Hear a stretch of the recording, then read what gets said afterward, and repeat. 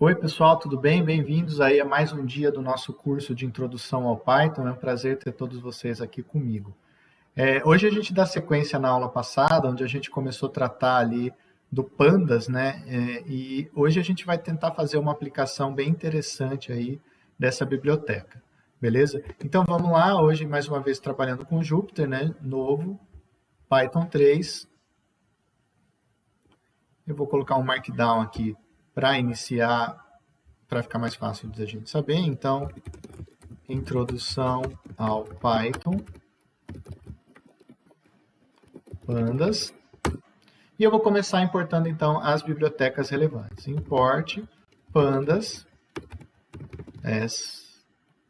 spd, import numpy, snp, import matplotlib.pyplot, splt. Então, essas aqui são as que a gente comumente trabalha, né?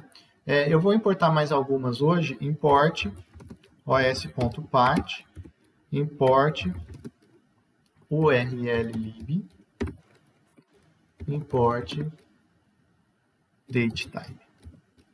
Essas aqui vão ser relevantes para o que a gente vai fazer na aula de hoje e vai ficar claro aí durante a execução durante a explicação do texto. Tá? E uma vez importadas as bibliotecas, a gente pode dar sequência aí na pesquisa, na aula, tudo bem? Hoje a gente vai trabalhar com alguns arquivos da internet. Então, para exemplificar o uso do Pandas, eu vou entrar no site da ANP e baixar alguns dados de produção de campos reais aqui do Brasil, né? A ANP disponibiliza aqui no website deles, de maneira gratuita, todas as informações relativas à produção dos campos. Então, eu vou pegar aqui nessa página, que eu vou deixar o link na descrição, todos os arquivos que eu pretendo baixar. Para não ficar muito grande, vamos usar só esses três últimos aqui, 2021, 20 e 19, né, para que a gente consiga ter agilidade na aula. Então, eu vou criar uma variável que eu estou chamando aqui de FileList, né? E se vocês olharem essa variável, ela tem nada mais do que o endereço eletrônico onde esses arquivos CSV estão copiados, né? Então, vou executar isso aqui. E eu vou tentar abrir, lembrem-se da aula anterior, df, vamos chamar isso aqui de teste, é igual a pd.read underline csv file list, e vamos pegar ali a primeira. A gente viu na aula anterior, então, que esse comando read csv ele vai ler um arquivo do tipo comma separated file ou csv e salvar nessa variável aqui. Então, teoricamente, se eu executar esse comando, é para dar certo. Na hora que eu tento executar, ele vai trazer alguns erros aqui e ele vai me mostrar que ele teve dificuldade para ler esse arquivo. Tá? Por que isso está acontecendo? Porque se eu abrir o meu arquivo no formato de texto, eu vou conseguir observar algumas inconsistências no arquivo. Então, vamos abrir esse arquivo usando aqui o Notepad. E esse aqui, então, é o nosso arquivo. A gente consegue ver que algumas linhas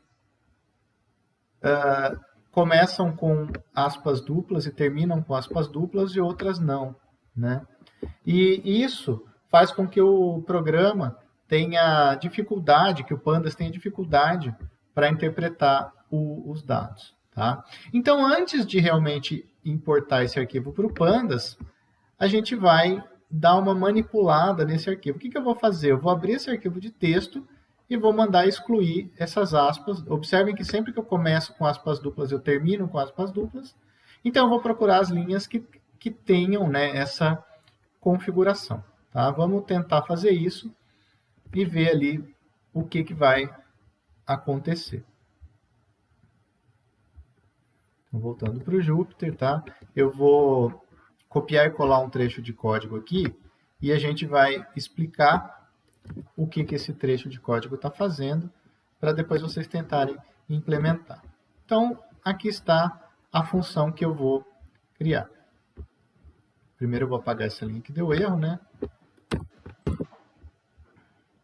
E aqui é o seguinte, eu estou criando uma função, né? Essa função eu estou chamando de retrieve data, e ele recebe como entrada um endereço de internet, um URL, né?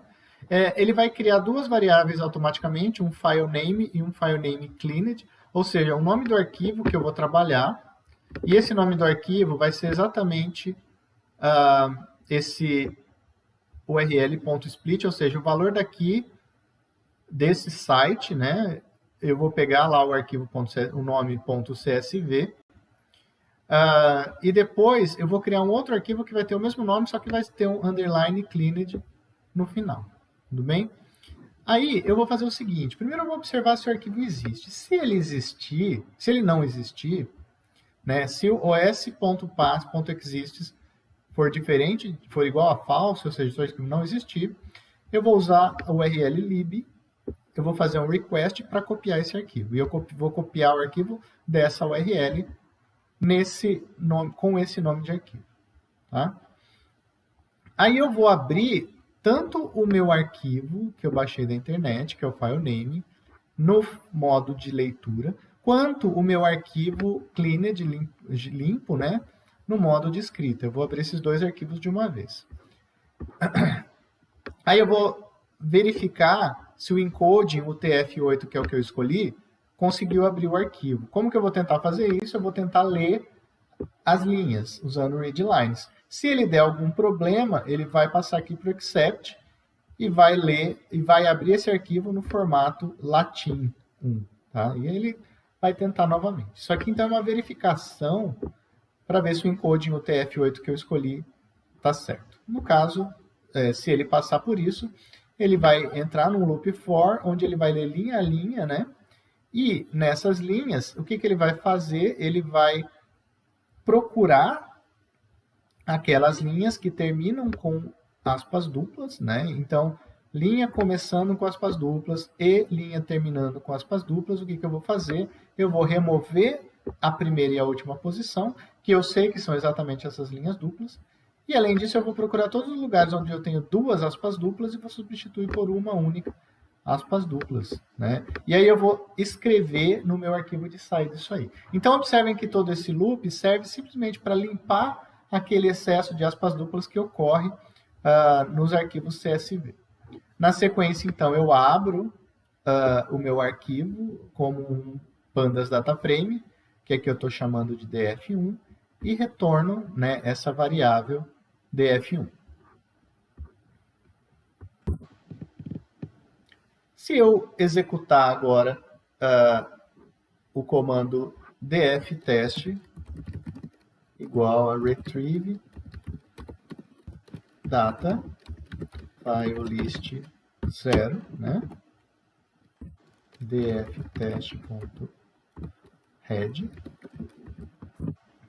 Eu vou abrir aquele arquivo, né? E colocar tudo isso no dftest. Se eu olhar a pasta onde os meus arquivos estão salvos, eu vou observar que eu tenho 6 arquivos. O Produção Mar 19, Produção Mar 2020, Produção Mar 2021, que são meus arquivos originais, e esse cleaned para cada um deles, né, 19, 20, 21, que são os arquivos pré-processados. Tudo bem? Isso é importante, eu quis mostrar esse caso justamente porque muitas vezes a gente precisa fazer um pré-tratamento dos dados antes de efetivamente conseguir colocar dentro do Pandas. Tá? E aí esse exemplo aqui mostra essa necessidade. Tá? Bom, agora eu quero fazer o seguinte, eu quero abrir todos esses meus arquivos, esses 3 arquivos, num único data frame. Como é que eu consigo fazer isso? Eu vou fazer o seguinte, for url in file list try, desculpa, eu vou usar o concat, tá? Então, pd-df é igual a pd.concat df, retrieve data URL. Se eu rodar esse comando, se eu executar esse comando, né, eu vou pegar o meu DF e vou juntar com o que eu ler no arquivo. Se eu tentar rodar esse comando agora, ele vai me dar um erro, porque eu não tenho o DF, né? Se eu executar isso aqui, ele vai falar que o DF não está definido. Então, o que eu posso fazer? Como que eu posso contornar esse problema? Eu posso usar um try, né? Try, e ele vai tentar salvar isso. Caso ele não consiga, except, eu vou abrir o arquivo, porque daí significa que ele não existe. DF é igual a retrieve data URL. Certo? Caso não exista o DF, ele vai simplesmente abrir a URL. Caso já exista, ele vai concatenar o DF com o URL que eu estou lendo. Né? Então, eu vou executar isso aqui.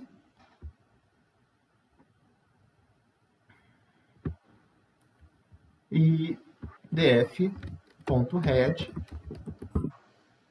Agora eu tenho o meu data frame, né, com todas as informações. Se eu tirar o head, só para ver o meu df inteiro, né, o meu data frame inteiro, eu tenho lá 52.873 linhas.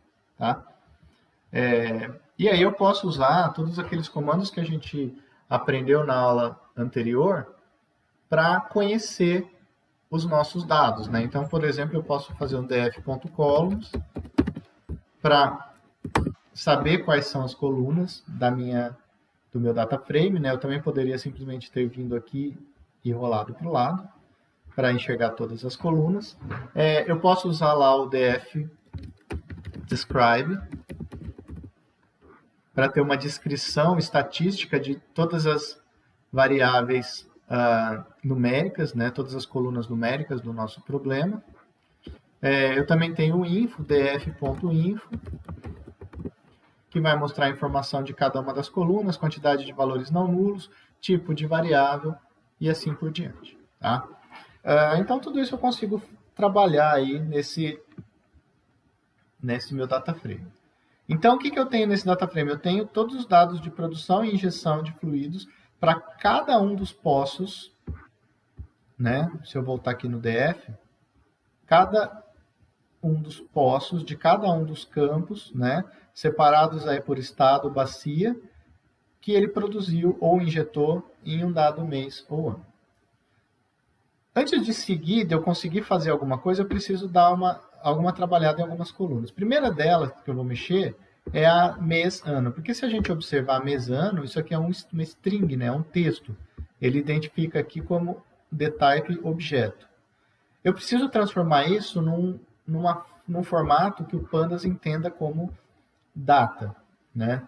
Para eu fazer isso, uma das maneiras que eu posso fazer isso é criar uma nova coluna. E olhem que para criar uma nova coluna é muito fácil, eu vou simplesmente digitar o nome dessa nova coluna, eu vou chamar de data, df_data vai ser igual a pd.toDatetime, e eu vou pegar a coluna df mês/ano, que é a coluna que eu quero transformar, vírgula, format, e o formato format igual, e o formato que essa data tá, né? No caso ali eu tenho mês/ano, né? Então, df_data.head. Agora observem que as datas estão no formato de data, né? E dtype agora é datetime, não é mais object. Como eu tenho essas duas colunas referentes à mesma coisa, eu posso apagar essa coluna df mês/ano. Para eu fazer isso, df.drop mês/ano. E eu preciso dizer que é no eixo 1. O eixo 1 significa colunas, o eixo 0 significaria linhas. Tá? Se eu executo esse comando, olha o que ele vai fazer. Ele apaga aquela coluna que eu pedi, né? Mês/ano, não está mais aqui. Mas muita atenção. Se eu olhar de novo o DF, depois de executar isso, a coluna permanece lá. Por quê? Porque quando eu faço o drop, ele cria um novo dataset sem aquela coluna, né? Mas ele não salva automaticamente na mesma variável, por questões de segurança, para que eu não corra o risco de eu fazer alguma coisa errada. Agora, se eu usar drop, vou reescrever aquele comando, né? mês/ano, axis igual a 1, e aí eu vou usar a opção inplace igual a true. Quando eu digito esse inplace, ele sabe que ele deve salvar na própria variável. Então, executando isso aqui, e se eu colocar ali um df.head,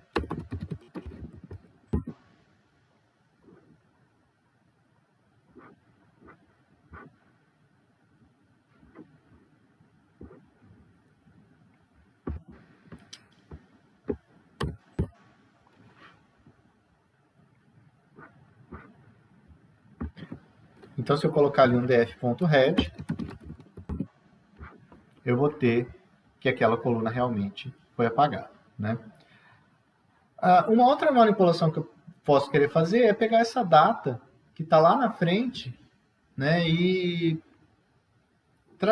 mudar a sequência dela. Para eu fazer isso, uma das formas de fazer é copiar todas as colunas. Então, eu vou pegar aqui essa lista com o nome de todas as colunas e vou copiar lá para baixo. Eu vou chamar isso aqui de variável new calls. Então, essa aqui é a lista com todas as colunas que eu tenho. Lembre-se que eu criei uma nova que eu chamei de data e eu excluí a mês/ano. Todos os outros eu quero que fiquem na mesma sequência, tá? Então, eu vou fazer o seguinte, eu vou falar que o meu df é igual a df new calls. Ou seja, ele vai copiar do df original todas essas colunas, nessa ordem que eu especifiquei. Eu não quero tirar nenhuma das colunas, tá? Eu quero manter todas, eu só quero mudar data, mudar sequência. Então, df.head, aqui então ano, data e todas as outras informações. Uma outra coisa que eu posso querer, e vai facilitar bastante a nossa vida, é pegar essa data e setar ela como o índice, né? Então, df.setIndex, e eu vou falar que eu quero que o índice seja a data. E eu vou pôr o inplace igual a true, para que ele mantenha isso aí no arquivo. Então, se eu der um df.head, a minha coluna de índice agora é a data, não é mais aquele número sequencial que eu tinha, certo? Bom, então essas são algumas manipulações que a gente consegue fazer no Pandas, tá? Vamos dar sequência aqui e vamos fazer análise de um campo específico, porque aqui nesse dataset eu tenho todos os campos do país. Vamos olhar, por exemplo, só um campo, que é o campo de Sapinhoá. Então, df sph é igual a df. Dentro desse df eu vou pegar df campo igual Sapinhoá. Então, um campo, né? df sph.head. Observem, quando eu faço isso, ele vai me pegar apenas o campo de Sapinhoá. Todos os registros cujo valor campo tenha isso aqui, tá? Sapinhoá. Vamos supor que eu queira saber quem são os poços que eu tenho nesse campo. Quem são e quantos são. Se eu pegar simplesmente a coluna poço desse campo, eu vou ter df sph poço, né? E aqui ele vai me trazer uma lista com todos os poços. Eu tenho 805 entradas, porque no meu dataframe original, 805 entradas são referentes ao Sapinhoá. Só que eu sei que nessa lista toda os valores se repetem, né? Porque para cada mês eu vou ter uma informação para cada poço. Então eu posso fazer o seguinte: df-sph poço.unique. Quer dizer, eu quero uma lista de todos os valores dessa lista poço, né, dessa série poço, mas em valores únicos. E aí ele vai trazer para mim aqui essa lista, né? E aí eu posso observar os nomes e fazer o que eu achar interessante ou contar, né?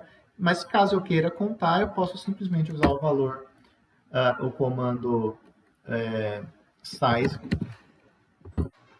e ele me diz aqui 29, ou seja, eu tenho 29 poços no sapinho A. Ou mais especificamente, eu tenho 29 entradas únicas nessa série df-sph poço. Tudo bem? Bom, vamos supor que eu queira plotar dados de um poço. Então, vamos pegar, por exemplo, esse segundo, 3BRSA 93A SPS. Eu quero plotar, então, os dados desse poço. Eu vou criar um outro data frame, df poço. Ele vai ser o meu df-sph.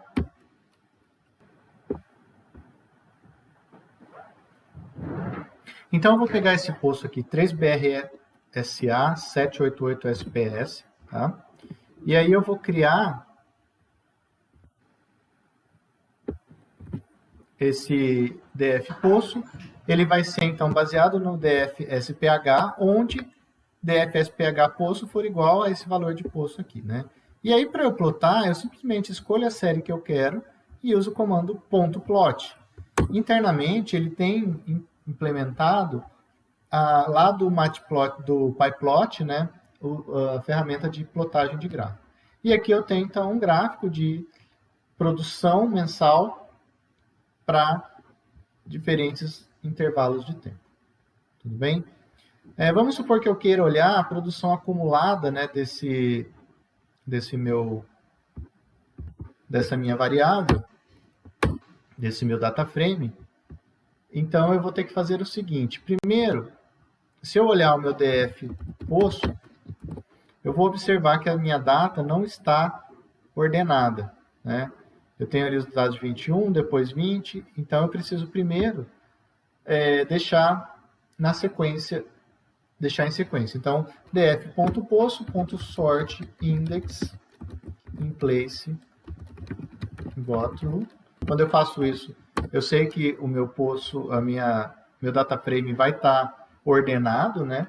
Aí eu vou falar o seguinte: df poço produção acumulada de óleo metros cúbicos. Veja que eu estou criando uma coluna nova que não existe, né?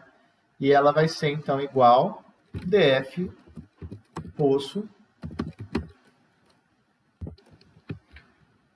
Eu vou somar isso aqui, né? Eu vou pegar esses valores. Ponto. E aí eu vou usar o seguinte comando, com sum, ou seja, soma acumulado, cumulative sum, né? Quando eu faço isso, então eu estou criando uma nova coluna, né? E vamos só plotar o head aqui, df poço.head. Quando eu faço isso, ele vai me criar uma nova coluna, que é a produção acumulada de óleo, e a gente vai observar que isso aqui é a soma, né, acumulada dos valores aqui das produções de óleo. Beleza? Eu posso, eventualmente, plotar isso, né, para enxergar. Então, simplesmente df poço prod. Deixa eu copiar, que fica mais fácil, mais garantido, né? Prod acumulada de óleo M3.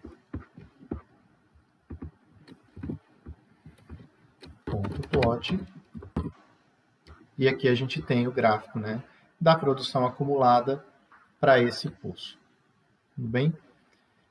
Eu posso querer generalizar esse dado e fazer para todos os poços, né? Então, Eu posso, por exemplo, criar um loop for, então for poço in df sph poço.unique, ou seja, daquela lista de valores únicos de poço, né, eu vou pegar poço a poço. Aí eu vou chamar um df, vamos chamar de um auxiliar, df auxiliar vai ser igual a df sph, onde df sph poço for igual àquele texto poço, né, aquele valor de texto, plt.figure1, eu vou criar duas figuras, então a figura 1, né, eu vou fazer um df aux produção de óleo metro cúbico, eu vou copiar daqui, perdão, produção de óleo metro cúbico, eu vou copiar daqui,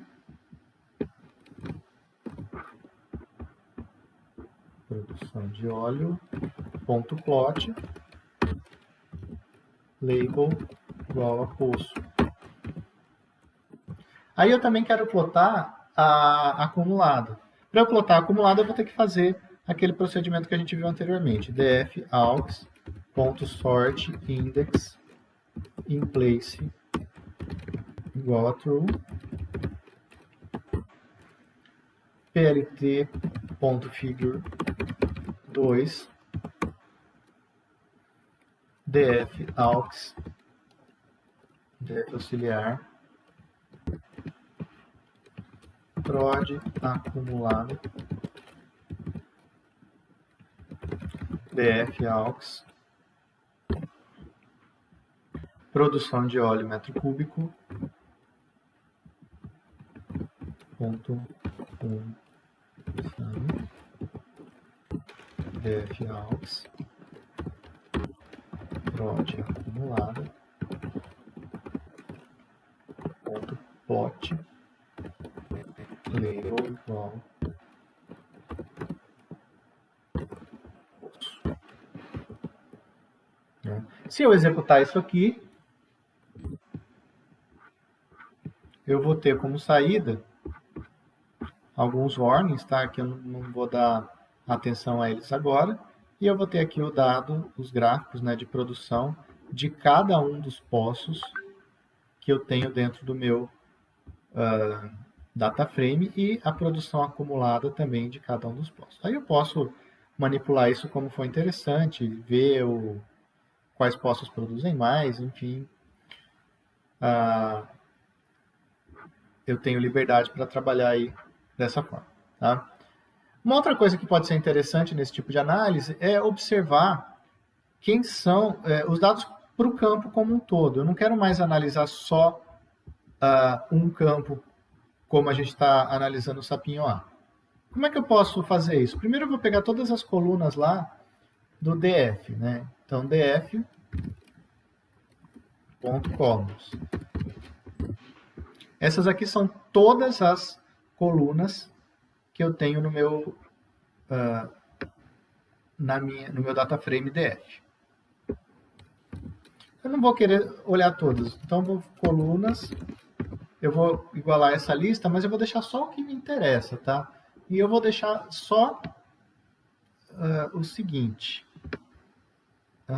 Vou tirar todos esses aqui, iniciais, vou deixar produção de óleo, vou deixar produção de condensado, gás associado, gás não associado, produção de água. Eu vou deixar só isso, só as produções de fluidos, tá?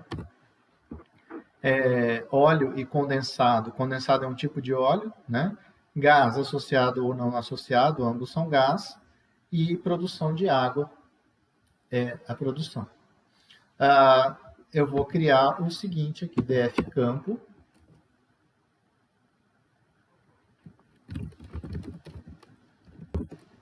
df sph, que é o meu filtrado já do sapinho A, né? Ponto group by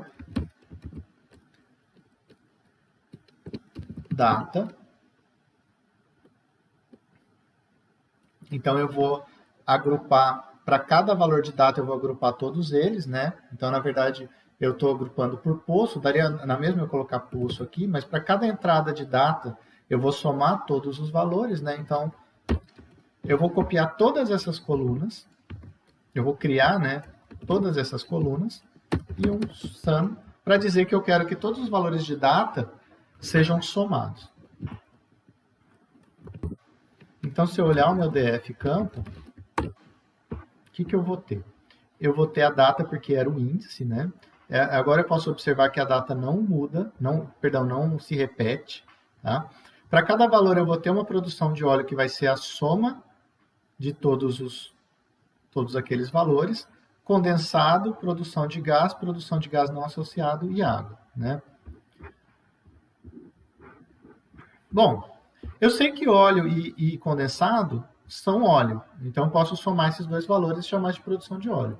Além disso, gás associado e gás não associado, eu sei que são gás, então eu posso somar essas colunas, né, para facilitar o meu problema, minha vida. Então eu vou escrever o seguinte: DF campo produção de óleo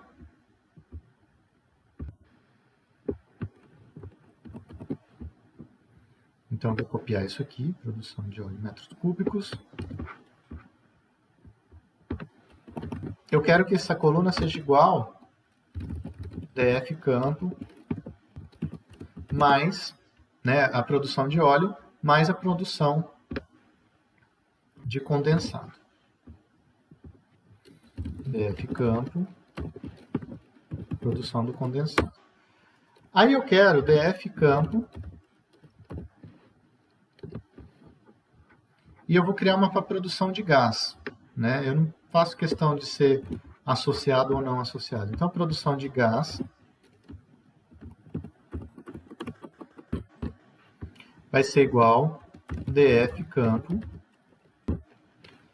gás associado, produção de gás associado, mais DF campo,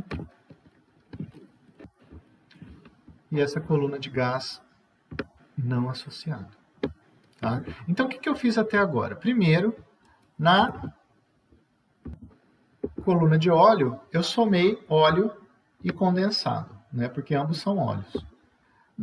Eu criei uma coluna nova que não existia, produção de gás, e nessa coluna eu vou somar gás associado mais não associado, né? E eu vou apagar a linha de produção de condensado, de produção de gás não associado e de gás associado, porque eu não preciso desses valores. Então, df campo.drop.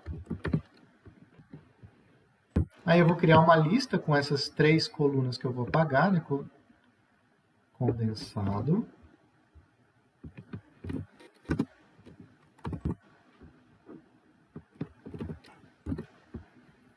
gás associado,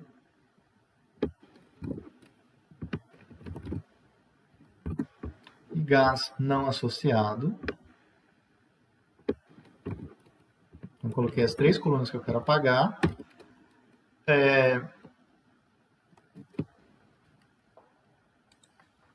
Axis igual a 1, in place igual a true. Né? Então, eu estou criando essas colunas novas que vão ser as acumuladas, vão ser a soma do óleo, a soma do gás, e eu estou apagando as colunas excedentes. Opa, aqui está errado.